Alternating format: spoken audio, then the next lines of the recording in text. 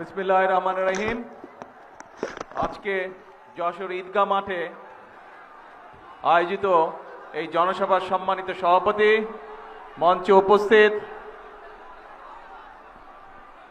মন্ত্রিপরিষদের সদস্যবৃন্দ, উপস্থিত সংসদ সদস্যবৃন্দ, নেতৃবৃন্দ, আমার সামনে উপস্থিত মাঠে এবং মাঠের বাইরে উপস্থিত মুরব্বীবর্গ, মা বোনেরা, প্রিয় ভাইরা, যশোরবাসী, আসসালামু আলাইকুম। আসসালামু আলাইকুম। ভালো আছেন সবাই? আচ্ছা, আলহামদুলিল্লাহ। প্রিয় ভাই বোনেরা, আজকে সকালে আমি যশোরে এসেছি বেশ কয়েকটি কর্মসূচি, তার মধ্যে এটাও একটা কর্মসূচি। প্রথম যে দুটি কর্মসূচি ছিল তার মধ্যে এই প্রথম কর্মসূচি ছিল উলসি খাল, যেই খালটি শহীদ রাষ্ট্রপতি জিয়াউর রহমান আজ থেকে প্রায় ৪৫-৪৬ বছর আগে খনন করে গিয়েছিলেন। আমরা আজ আবার আল্লাহর রহমতে প্রায় ৪৫ বছর পরে সেই খালটির পুনর্খননের কাজ শুরু করলাম, কারণ খালটি বন্ধ হয়ে গিয়েছে। তারপর প্রিয় ভাই বোনেরা, দ্বিতীয় কর্মসূচিটি ছিল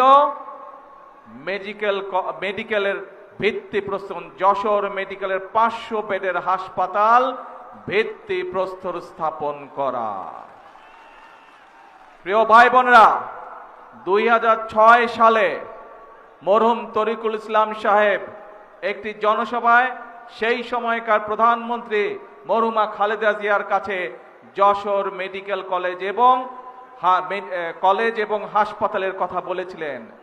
দেশনেত্রী বেগম খালেদা জিয়া তাৎক্ষণিকভাবে সেটি বাস্তবায়নের আশ্বাস দিয়েছিলেন এবং ২০০৬ সালে সেটির কাজ শুরু হয়েছিল। কিন্তু মেডিকেল কলেজের কাজ সম্পন্ন হয়ে গেল, হাসপাতালের কাজ হয়নি গত ২০ বছরে।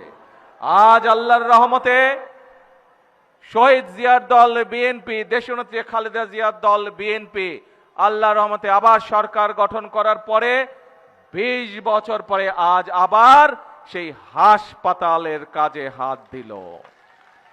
প্রিয় ভাই বোনেরা, বিএনপি আমরা একটি স্লোগানে বলি, বিএনপির সকল ক্ষমতার উৎস হচ্ছে বাংলাদেশের জনগণ, এবং সেই জন্যই বিএনপি শহীদ জিয়ার রেখে যাওয়া যে কাজ, অসমাপ্ত যে কাজ, সেই কাজ বিএনপি সম্পন্ন করতে চায় দেশের মানুষের স্বার্থে।